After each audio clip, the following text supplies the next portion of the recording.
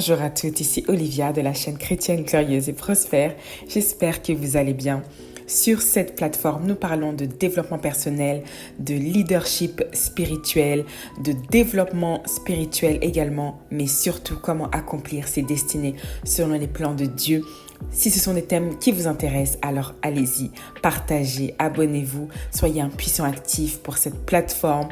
Évangélisons un maximum pour répondre à ce que Dieu nous demande, c'est-à-dire d'évangéliser, de propager sa parole. Alors aujourd'hui, je vais vous parler de mon témoignage. C'est une story time. Comment mon ami a tenté de voler mon étoile mystiquement. Donc, nous allons étudier 2 passages de la Bible qui vont pouvoir nous édifier et surtout, ça va vraiment révéler l'essence de ce témoignage. Proverbe 26, versets 23 à 28. Les lèvres brûlantes et le cœur mauvais sont comme de la litharge d'argent appliquée sur un vase de terre. Celui qui hait se déguise par ses lèvres, mais au-dedans de lui, il nourrit la fraude. Quand il rend sa voix gracieuse, ne le crois pas, car il y a 7 abominations dans son cœur. La haine se cache-t-elle sous la dissimulation? Sa méchanceté sera découverte dans la congrégation. Qui creuse une fosse y tombera, et la pierre retournera sur celui qui la roule. La langue fausse est ce qu'elle a écrasé, et la bouche flatteuse amène la ruine.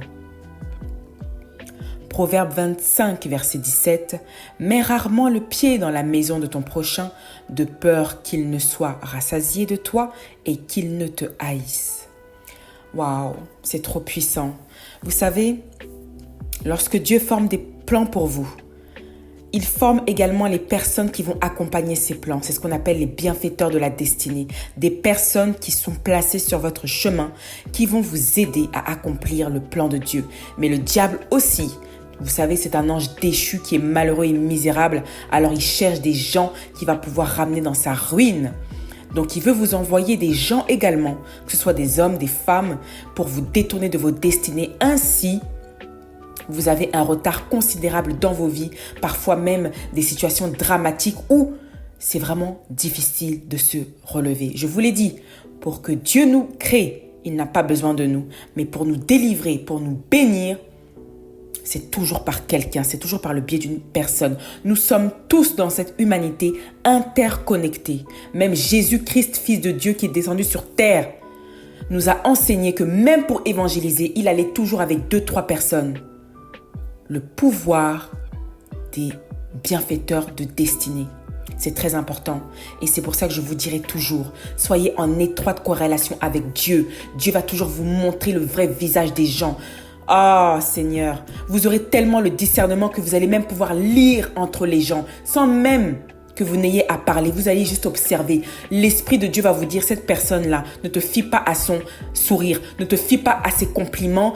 Elle te veut du mal. Voilà beaucoup de personnes, quand vous entendez le témoignage de femmes et d'hommes qui se sont fait voler leur mari, qui se sont fait voler leur femme à cause des hommes, à cause des femmes, il y a toujours eu des signes.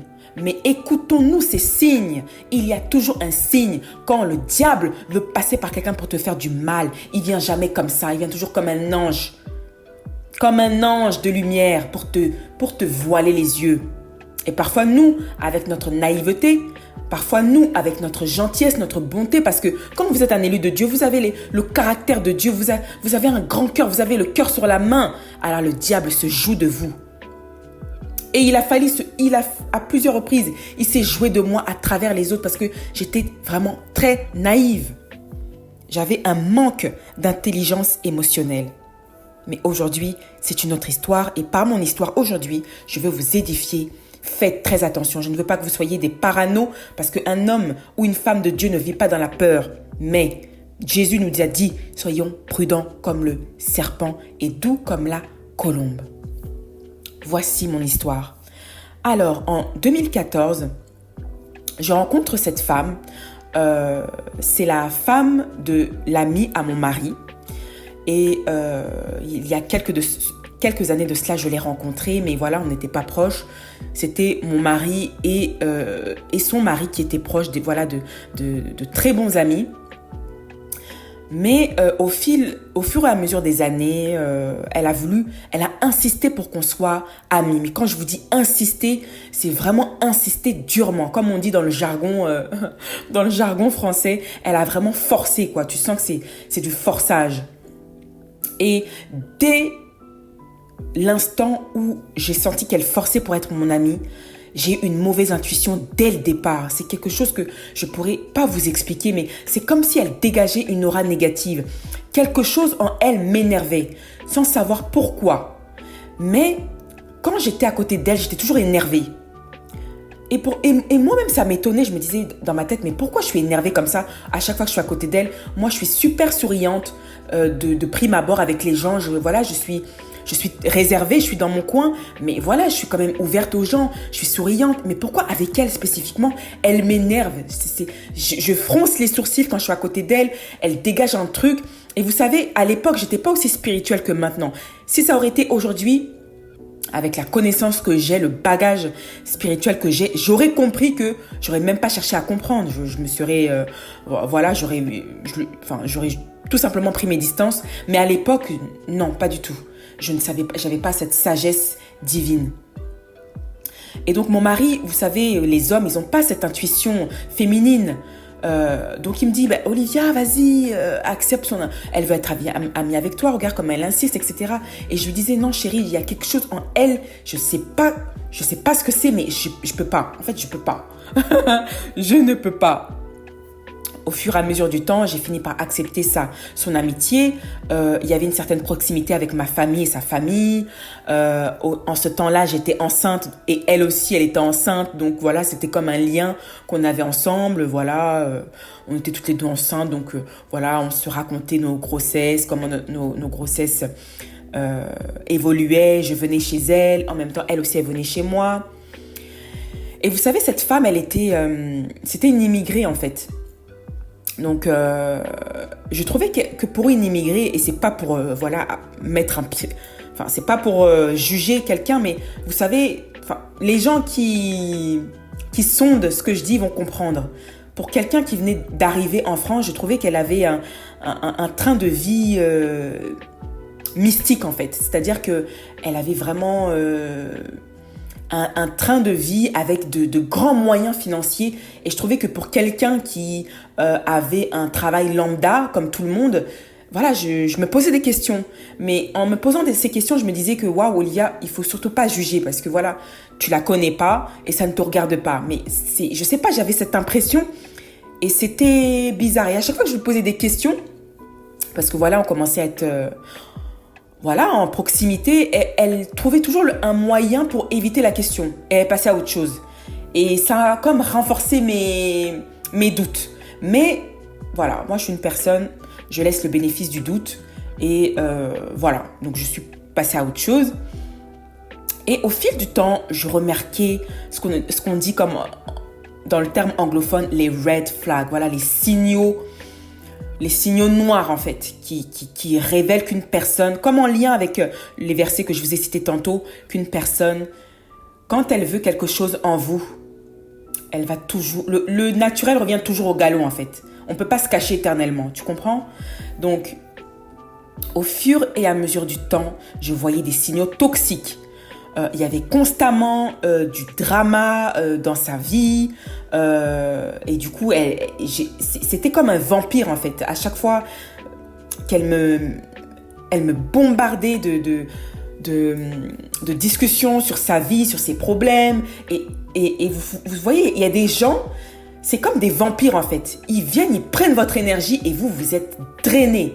Et à chaque fois que je parlais avec elle, j'étais toujours drainée. Elle avait tout le temps des problèmes. Mais quand je vous dis tout le temps, c'est tout le temps des problèmes. Et je sais, vous allez me dire, mais Olivia, voilà, on a tous des vies. Je le sais. Mais il y a des personnes qui ont des énergies négatives.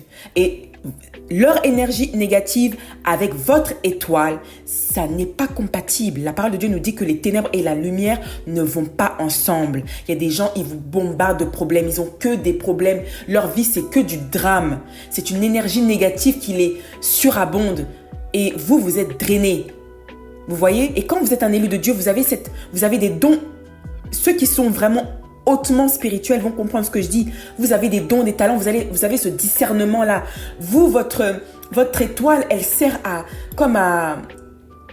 soigner les autres. Vous avez une énergie qui soigne les autres. C'est pour ça que les gens viennent à vous facilement. Ils vous racontent leurs choses. Parfois, c'est vraiment pour les aider. Il y a des personnes qui sont vraiment de bonnes intentions, qui ont vraiment besoin d'aide. Mais il y en a, c'est pour prendre votre énergie spirituellement. En anglais, ils disent les vampires, les vampires d'énergie. C'est eux qui sucent votre énergie avec leur énergie négative qui les transfère en vous. Et vous êtes drainé, vous n'avez même pas la force de faire quoi que ce soit. Et à chaque fois que j'étais en contact avec elle, c'était toujours la même chose. Tu lui conseilles sur certaines choses d'avoir une meilleure qualité de vie, de meilleures relations et autres. Ça revient toujours dans les problèmes, toujours dans du drame. Oh, c'est horrible. C'est horrible. Et elle avait aussi d'autres signes qui m'ont alerté, c'était les flatteries. Des flatteries démesurées. Vous savez, il y a des gens, vous avez l'impression qu'ils vous donnent des compliments, mais ce n'est pas des compliments. Vous sentez qu'il y a quelque chose derrière.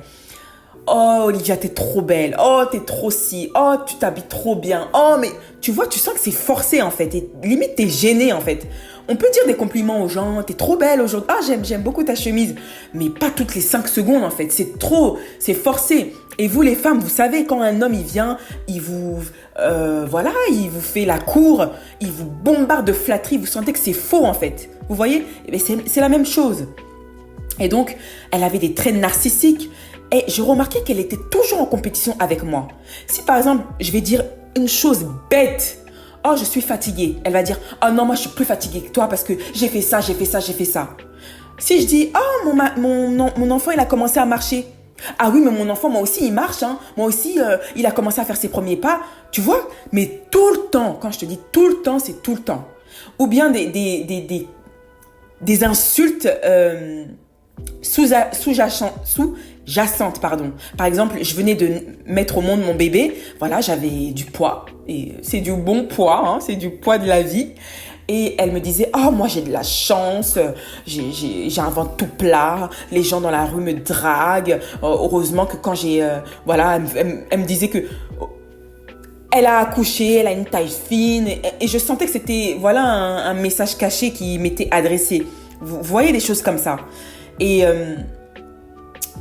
pour des choses ridicules, comparer nos enfants, des choses comme ça.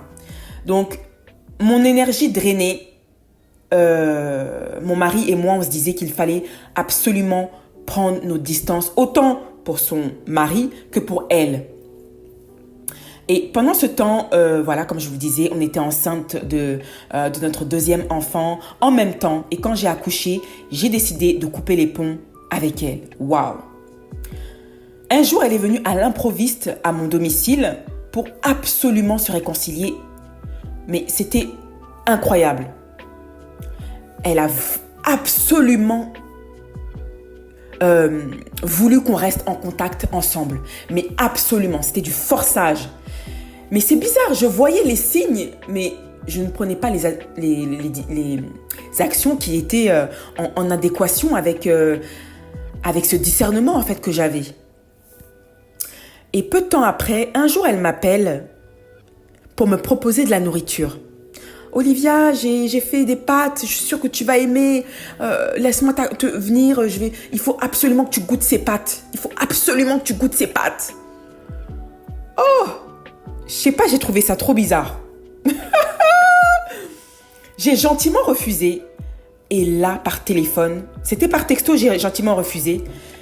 Sa réaction, elle était démesurée. Elle s'est énervée. Parce que j'ai refusé ses pâtes. Et une fois de plus, je me suis éloignée parce que je me suis dit, attends, c'est trop bizarre. Pourquoi tu veux absolument que je mange ta nourriture? Pourquoi tu t'énerves pour ça? Et je lui ai dit, mais qu'est-ce qui t'arrive, mademoiselle? Qu'est-ce qui t'arrive? Et j'ai dit, tu sais quoi, là, je peux pas. Tu vois, je peux pas. Mais vous savez, il y a des gens, ils portent une onction tellement démoniaque. Et c'est là où je me rends compte. Vous savez, parfois, quand vous avez des femmes qui sont en relation avec des hommes, elles voient les traits narcissiques, mais elles n'arrivent pas à partir. Pourtant, elles voient tous les signes. Il y a des gens, je vous dis, ils portent une onction démoniaque. Autant il y a des personnes, qui ont une bonne aura positive. Quand vous êtes à côté d'eux, vous avez envie de rester d'eux, à côté d'eux. Vous êtes inspiré par eux. Leur énergie, elle est tellement captivante, leur charisme. Il y a des personnes démoniaques aussi, c'est la même chose. Il y a des personnes qui ont une onction démoniaque, c'est la même chose. C'est comme une prison en fait. Et moi, c'était la même chose. J'arrivais pas à couper les ponts avec elles. C'est incroyable. Et donc, c'était à ce moment-là, en 2021, où je vous ai partagé un podcast sur comment trouver sa destinée selon le plan de Dieu. C'était un moment donné de ma vie où Dieu commençait à m'appeler. J'ai reçu mon appel en novembre 2021.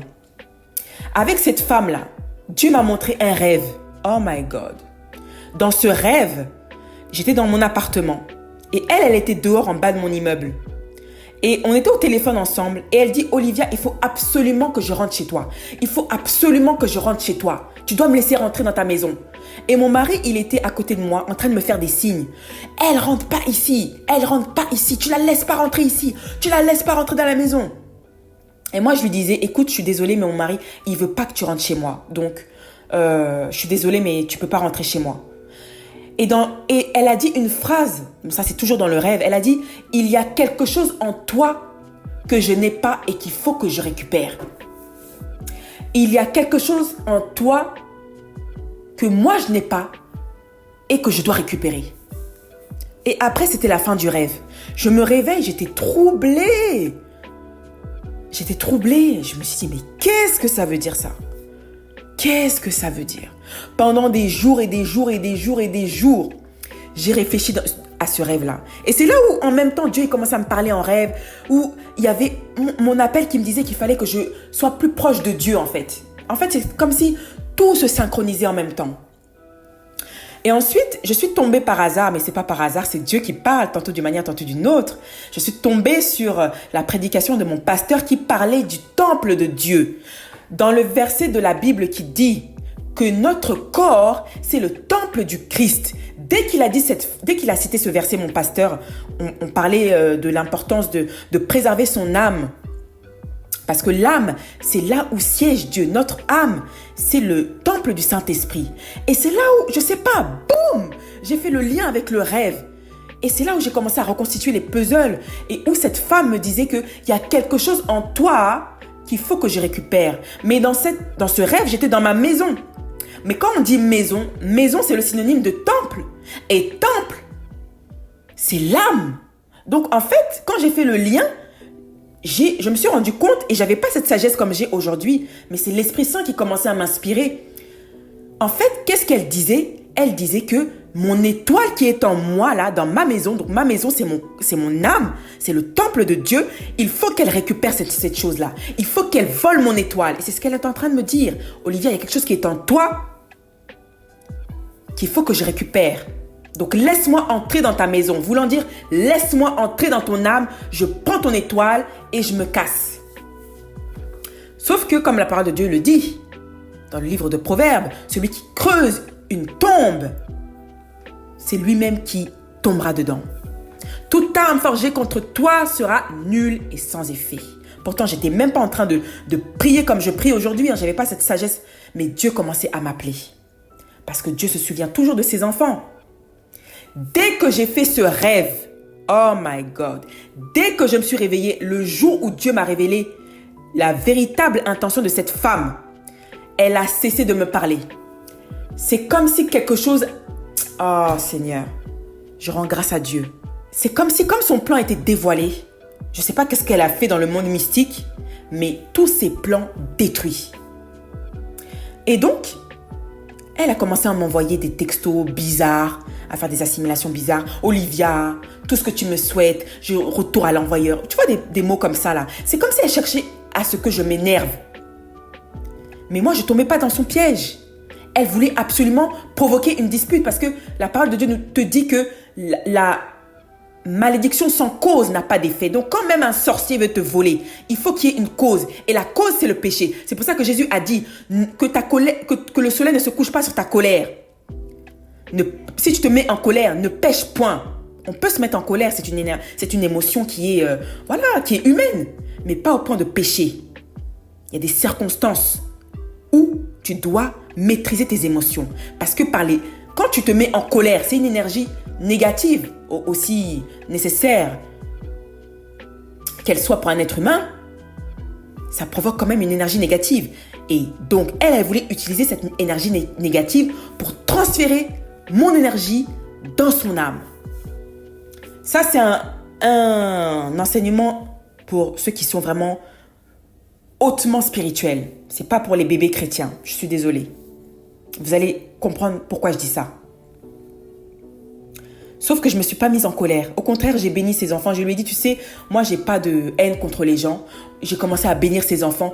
Ah, ça l'a encore plus énervé. Parce qu'il fallait que je me mette en colère. Il fallait qu'il y ait une dispute entre elle et moi. Mais il n'y avait pas de cause pour que je me mette en dispute avec elle. Et moi, je savais. Je savais quel était son plan. Voler mon étoile.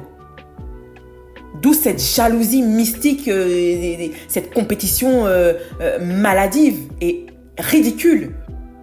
Cette jalousie, c'était jalousie. Vous savez, la jalousie, ça commence petit, hein, mais ensuite, ça conduit comme à des actes comme ça, abominables.